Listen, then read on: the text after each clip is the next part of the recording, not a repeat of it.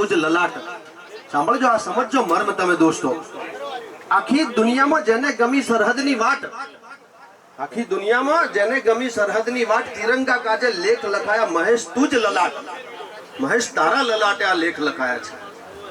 માં ભારતીની સેવા કરવાની તક તને મળી છે ભાઈ. અને એ 17 વર્ષ પોતાની જાતને હોમી દેનાર, ખર્ચી નાખનાર. એવું કહેવાય છે કે સાહિત્યની પાછળ મેઘાણી જેમ ખપી ગયા હતા, એમ દેશ સેવા પાછળ આ જવાનો ખપી ગયા હોય છે. અને આવા જવાનો માટે, આવા અનેક મહેશભાઈઓ માટે વારંવાર શબ્દ પુષ્પો જેટલા ચડાવીએ એટલા ઓછા છે.